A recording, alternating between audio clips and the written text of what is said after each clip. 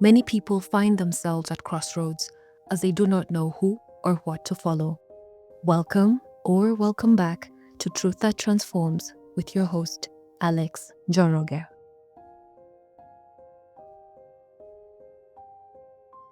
In this final episode in the series on divorce, we ask the question: can a divorce be stopped? Is it possible to stop a divorce once it has already begun?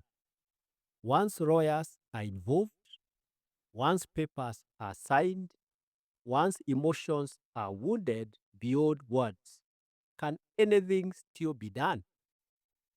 The answer may surprise you. Yes, with God, restoration is always possible when hearts are willing. Today's message is for couples on the brink, individuals standing alone, and families praying for a miracle. This is not a message of condemnation, it is a message of hope. The Bible declares in Joel chapter 2, verse 25, I will restore to you the years the locust has eaten. Only God can restore what time, sin, anger, and neglect have destroyed. Number one, restoration begins with repentance and humility. Every broken marriage has one thing in common: broken hearts before God.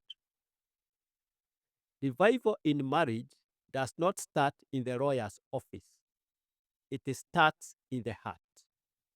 Jesus said in Matthew chapter 19, verse 8, that divorce came because of hardness of heart.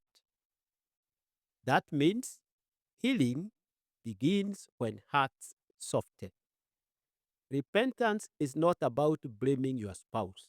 It is about standing before God and, like David, pleading, search me, O God, and know my heart. Try me and know my anxieties, and see if there is any wicked way in me, and lead me in the way everlasting. Psalm 139, verse 23 and 24. And Second Chronicles chapter 7, verse 14 reminds us, if my people who are called by my name will humble themselves and pray and seek my face and return from their wicked ways, then I will hear from heaven and will forgive their sin and heal their land. A healed marriage begins with humbled hearts. Number two, forgiveness is not optional, it is essential. Forgiveness is the doorway to restoration. You must forgive your spouse. Jesus taught forgiveness without limits. Not that it is easy, but because unforgiveness keeps marriages imprisoned. In Matthew chapter 18, verse 21 and 22, Peter asked Jesus how many times to forgive. Jesus answered, 70 times 7. Forgiveness does not deny pain, but releases the right to revenge. Colossians chapter 3, verse 13 says, forgive as Christ forgave you. Marriages don't break because people forgive too much. They break because forgiveness stops. Number three, trust can be rebuilt, but it takes time. Trust is not restored through words alone, it is rebuilt through consistent action. Trust returns through truth, accountability, consistency, and patience. Proverbs chapter 28, verse 13 says, whoever conceals sins does not prosper, but the one who confesses and renounces them finds mercy. God can heal trust, but it happens over time. Number four, God has power to bring back to life what is dead.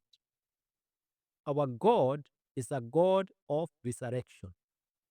He raised Lazarus after 4 days in the grave. He restored Peter after public failure. He redeems marriages that look beyond repair. What looks dead to you is not dead to God. Ezekiel chapter 37 shows dry bones coming back to life when God speaks. If God can raise the dead, he can revive love, restore intimacy, and heal broken vows. Surrendered marriages experience resurrected hope. Number 5, there is no condemnation. Finally, hear this clearly.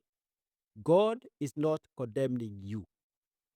Romans chapter 8 verse 1 declares, there is now no condemnation for those who are in Christ Jesus. Whether you caused the pain, contributed to it, or suffered it, God's grace is sufficient. It is not too late. God restores. God still heals. God still rebuilds what we surrender to Him. He declares in Jeremiah chapter 32, verse 27, behold, I am the Lord, the God of all flesh. Is there anything too hard for me? Our God is a God of forgiveness and restoration, not condemnation. Thank you for listening to Truth That Transforms and walking with me through the series. May the Lord guard and enrich your marriage. Be blessed.